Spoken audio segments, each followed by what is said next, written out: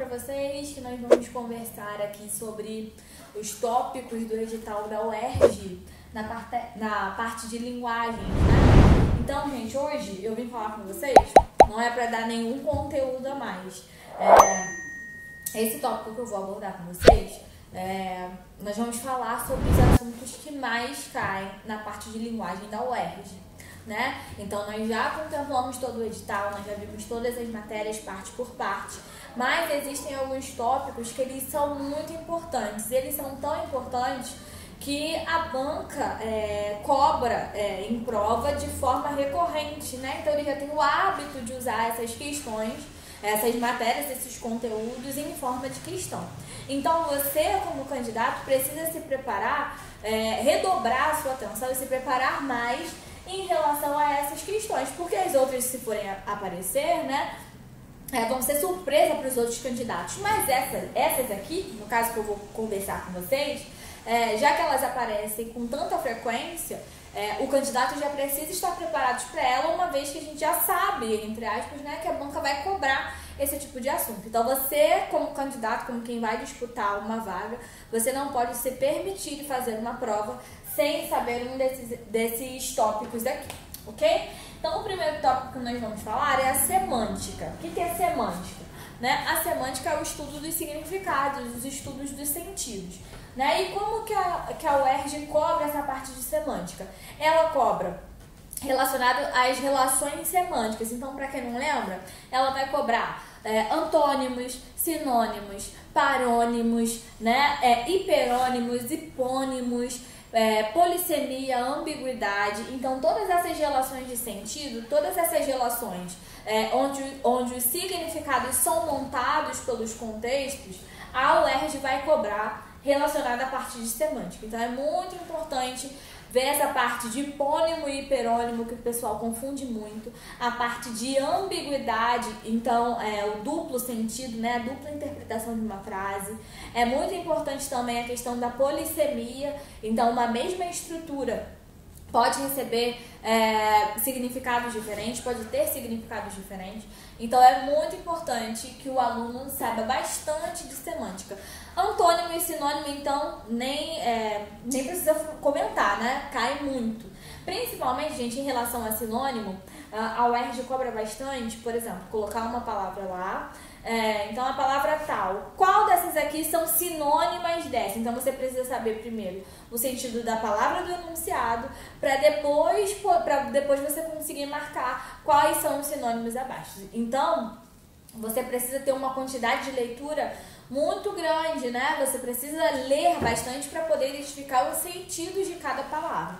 Então, não é só ler, tá? Você precisa ler, e uma vez que você encontra uma palavra diferente, ou uma palavra que você nunca viu, você pesquisa, você vai lá no dicionário, você tenta buscar aquele significado, porque pode ser que ele caia na sua prova também.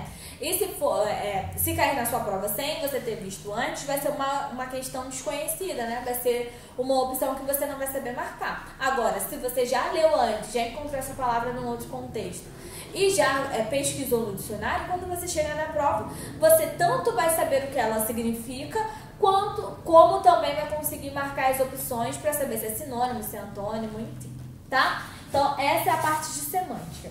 A parte também de figuras de linguagem, né? Então, nós conversamos sobre elas, falamos sobre petonímia, né? Sobre a metáfora, a comparação, deixa eu ver mais quais que nós falamos.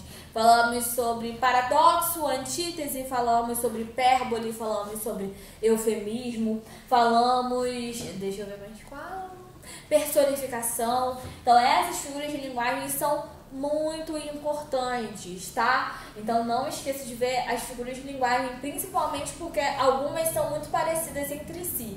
Então, por exemplo, antítese e paradoxo, redobrar a atenção. Comparação e metáfora, redobrar a atenção. Porque são mínimos detalhes que vão diferenciar uma das outras, tá? Então, figura de linguagem, redobra aí, tá? Anota aí, redobrar o estudo de comparação e metáfora e redobrar o estudo sobre antítese e paradoxo, porque são muito parecidas, tá? As outras você só precisa de fato, você precisa entender mais, mas a diferenciação entre uma e outra, elas são mais claras do que entre a antítese e paradoxo, que uma pode ser, uma é diferente da outra por questão de detalhe, tá? Então, redobrar atenção nessas figuras de linguagem aí. A coesão, gente, ela é muito abrangente, né? Porque o que é a coesão? É um recurso que nós usamos na língua para evitar a repetição. Então, a coesão, ela vai trazer diversos aspectos, né? Então, a gente pode ter como elemento coesivo os pronomes demonstrativos. Então, o estudo do pronome demonstrativo é muito importante. Então, usar, por exemplo, de saber diferenciar o esse do este, né? Muito importante. Sobre coesão também, a prova pode cobrar, tem lá o texto, né? Aí tem lá o tópico, tem a palavra destacada ele.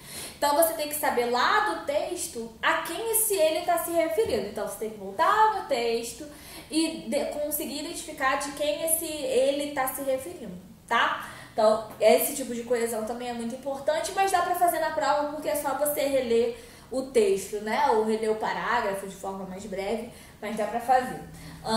Deixa eu ver mais qual que dá para fazer de coesão. Outro tópico de coesão também são de uma coesão sequencial, né? Então, por exemplo, os estudos dos conectivos são muito importantes. Então, qual o sentido dos conectivos? Que também tem a ver com semântica, né? Então, ele tem sentido adversativo, ele tem um sentido aditivo, ele tem um sentido de causa, de consequência, né? Então, o sentido dos conectivos é muito importante, a semântica dos conectivos, tá? Então, sobre coesão é basicamente isso, você saber retomar e saber os elementos coesivos de sequenciação, são basicamente os conectivos, né, que a UERJ cobra bastante. As funções da linguagem nós também tratamos, né, falamos sobre as funções fáticas, metalinguísticas, nós falamos muitas vezes, né, que é o código falando sobre o código. Então, tem a fática, a metalinguística, a conativa, tem... Ih, meu Deus! A focada no receptor, né? Tem a emotiva, tem vários, né? Aqui todas não vai dar para lembrar sem anotar, porque senão eu vou acabar repetindo. Mas as funções da linguagem são muito importantes. Mais importante do que as funções em si, então você nominar, dar o nome a cada uma delas, é você prestar atenção a quem elas estão querendo enfatizar.